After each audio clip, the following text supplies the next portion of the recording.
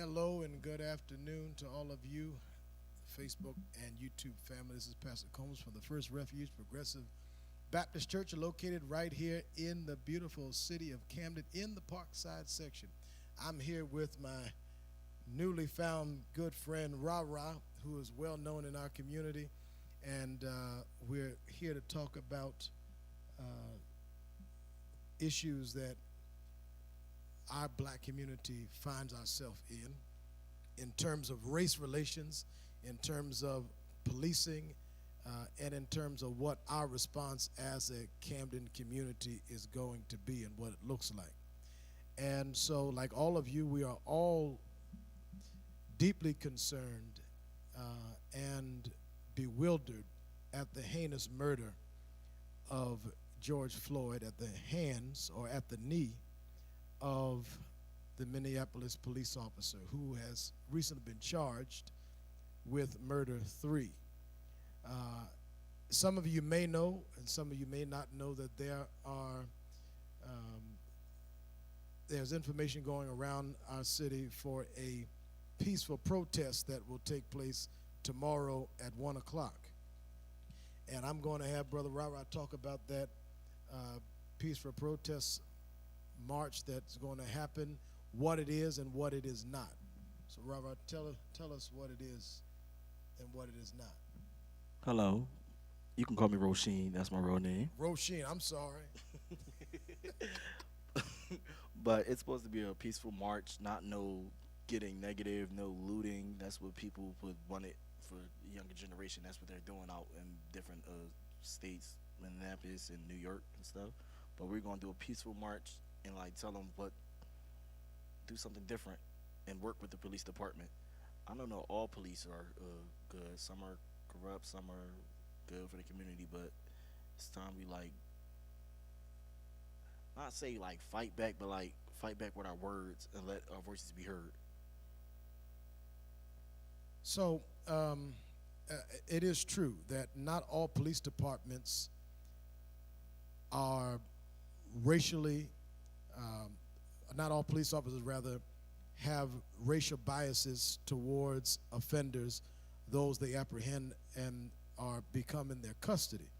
And so we can't put all police officers and all police departments in one bucket, right? And that we have to look at and weigh the facts and see how each community addresses in terms of use of force. What we know about the Camden County Police Department is that they have a strict use of force policy that is implemented, and they have strict restrictions and repercussions, rather, on officers who abuse the power and with the use of force, and what the process is after that. And so I'm told that the county police chief is going to join us in the march tomorrow.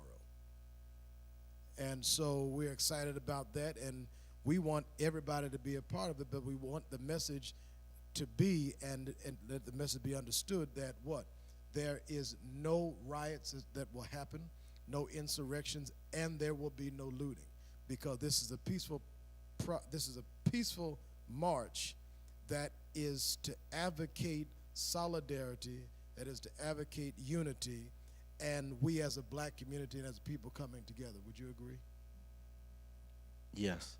And so what would you tell your generation who may have intentions on coming to the peaceful march tomorrow?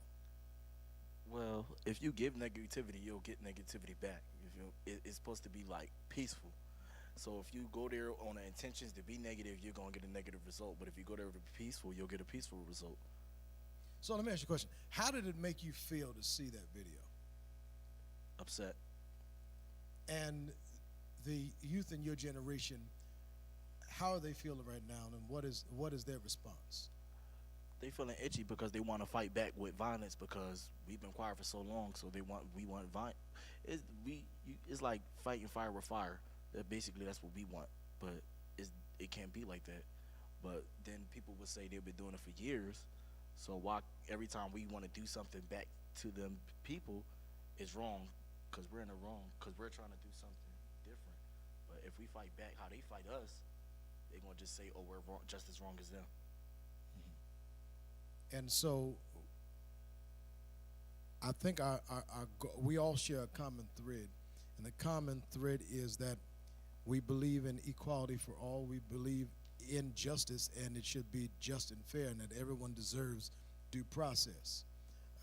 And that as a pastor, my position is we have to hold officers accountable who may have racial biases and whose apprehensions are racially based, and who use excessive force. But at the same time, we have to make sure that we identify those things for what they are. In the case of Eric Gardner, in the case of George Floyd, he was not given due process because they were at the hands and at the mercy of officers who created an egregious act against an African American male. And so it is this generation now that is pushing the I Can't Breathe movement. In Ferguson, it was Black Lives Matter movement. So in this new I Can't Breathe movement, what do you think the message to law enforcement needs to be from where you sit as a 23-year-old black male? I believe it's not gonna stop. They keep doing it. It's been happening for years, so we feel like we gotta fight back because it's just gonna keep happening. They're gonna just keep doing it and getting away with it. Okay, he go to jail. He gets privileges, different things. He's not gonna they just keep killing us. It's not gonna stop. It's just going on for years. But now, people, when I was growing up, oh, a cop killed somebody, I just heard about it. Now I'm older, I'm seeing it on live film. I'm seeing it recorded. It's just filmed now. So they're gonna just keep doing it until we could keep saying it, but they're just gonna keep doing it. It don't matter what we do, they're just gonna keep doing it. So what message would you send to a police chief in terms of officers and how they treat African American males, black and brown? Why do we get treated differently? Because you could pull over a white man, a white officer could pull over a white man and be calmly. You pull over a black man, you get aggressive because you think we're aggressive because on our past history. And let me just retract for a minute. Would you take a moment just to explain who you are and what you're known for around the community? Because some people on our YouTube or Facebook page may not know on my page who you are, because I had to look you up on Instagram. Have mercy. Well, I started off in the community as a little comedian, then I started throwing parties, kept throwing parties. But the real message I wanted to give back to the community, because there's nothing going on here. So the parties, people come from all different states, different areas in Jersey. I just want to give something back, positive, a nice, safe haven place to throw parties for people. Amen. I used to like parties. I just got too old now. Big Scott still throwing. So moving forward on your platform, the message to those persons who are influenced by all that you do, all that you produce, and all that you give back, would you agree with me that our number one priority shouldn't always be to protect our city and to keep our city safe? Yes. And would you agree that a part of that protection has to be community involvement? Yes.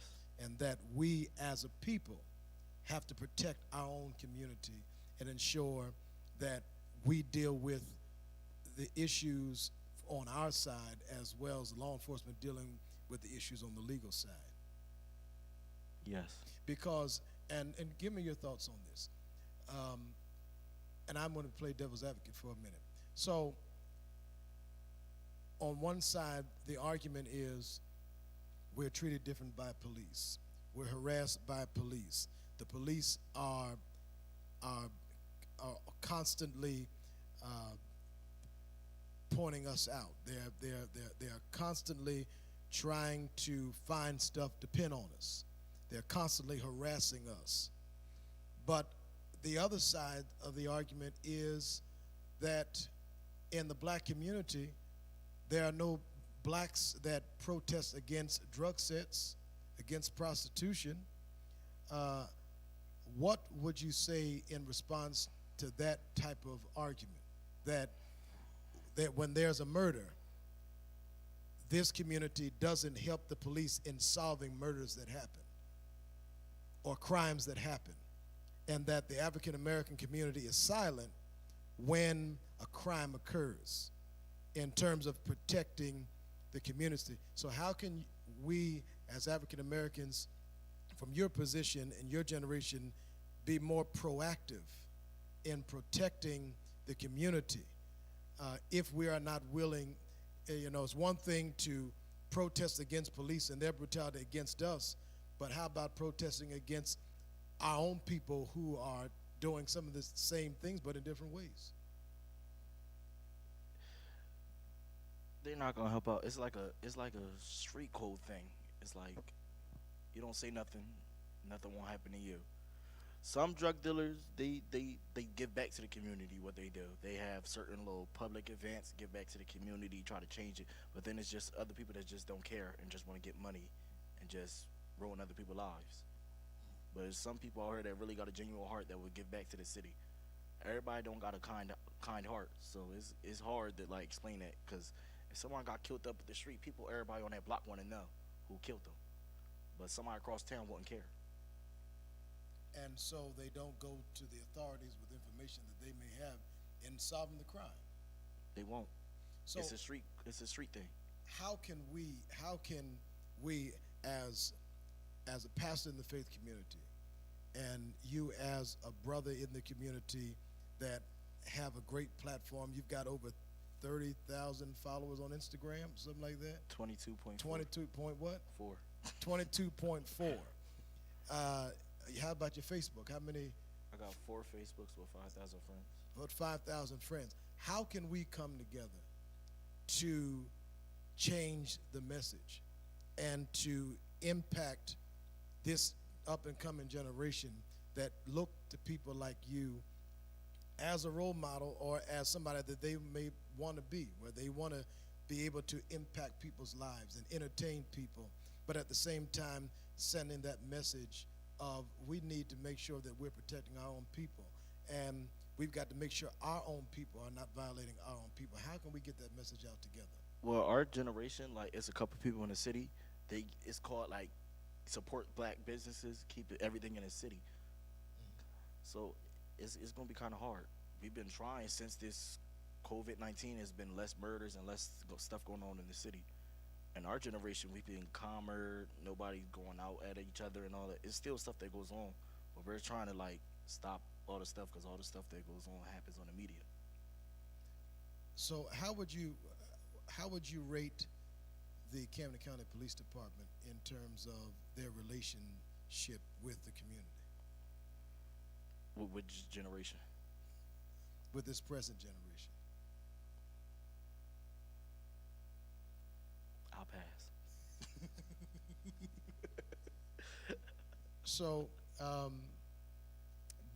do you feel that this police administration harasses African Americans, as you see African Americans being harassed in other states? Yes. Okay. I mean, that's your response. That's your perspective, and we respect that. How can we change it? Like they gotta get to know the people in the city. So there needs to They be. try to Are they imitate. trying or they tried? They're trying and they try, because they try to imitate what people do. We throw different events. They try to imitate it, but nobody don't respect them because they cops in the city. So the community looks at police officers as the enemy. Yes. So it's that NWA type of mindset mentality. Not necessarily. Okay. Do you see more of a police presence now than you did, say, 6 years ago? Yeah. Is that for the good, or is that It's has for it the been good because they getting for the good? overtime because they in every single neighborhood. They get overtime. Great. I don't know, y'all. They getting overtime. And don't say, y'all, I'm not no police officer. What you talking about? No, I am not a member of the Camden County Police Department. No, but I'm asking that because I think what the community needs to know is they need to understand the culture of this police department. And I remember when Chief Wasaki started on his first day, we had a backpack barbecue right here at the church. And his first day he started as chief of police, he came here. And we had prayer for him and his new administration. And I think what has happened is through the years, we have seen so much police brutality that we have all we've put police officers in just one barrel of bad apples. But the fact of the matter is not every police officer is bad, and that there are some police officers who's good. And from my perspective of what this police chief is trying to do, is he's trying to avoid riots. If you look at there have been no COVID-19 quarantine enforcements in the city because the chief, from meeting with him, he believes in community policing. He believes that the police officers must have relationships with people like us. He believes that officers who may come from different areas, who may not know anything about Camden, but already have a prejudice towards Camden from what they've heard, as you said, in the media, to change their mindset and to change the culture. And from my perspective, and from what I've seen, he is doing that. Now, things don't happen overnight, but I think it benefits us to know that not all administrations are the same. Now, I can't say that for previous administrations of the police department. And I was a great critic of the police department for a very long time, until a good friend really had to get me to try to look at it in a different light. And when I met with the chief and I met with others in the administration, there's great transparency. This department is not trying to, they're not doing stop and frisks anymore like they used to in times past. Yeah, they did that to me once. They did that to you once. Yeah. When was that? Well, along with my cousin, me and my cousin went to a store once. We walked to the store. They followed us all the way from the store all the way to Crestbury. They take us back to the store and ask, did we rob the store? And then what happened? They let us go. And then recently, I think it was last year. No, it was this year. A cop choked me up at the waterfront because he thought I had a gun on me. He didn't ask no questions. He just came behind me and choked me. And did you ever report it? No, Why didn't you want to report it? because I was going to post it on social media, but then I was going to be a target. So I don't know who the cop. I don't know who he was or nothing. He just came up and choked me. He thought I had a gun on me. So it's your feeling that if you would have posted it was live, you were live when this happened? No, I didn't record it. But if you would have gone to social media and used that platform to post it, you would have become a target by the police department? Is that what you're saying? Yes. And you never reported it, you never told anybody about it. This is the first time it's going live, right? Yeah. And so it put a bad taste in your mouth. Yeah. And you and I met earlier today, Yes. and we met at the police administration building. Yes. And did we resolve some issues? Yes. No. Do we resolve some issues? Oh yes. Right? Yes. And so from your position now, do you think that is it your same position from who you met with in the administration building with other pastors and other leaders and other officers, that you would still bunch them the same as a beat cop?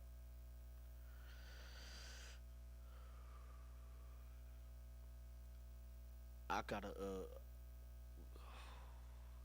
I can't answer that. So this is why we're here. We're here to promote the march tomorrow. But I wanted, tell me your name. Roisin.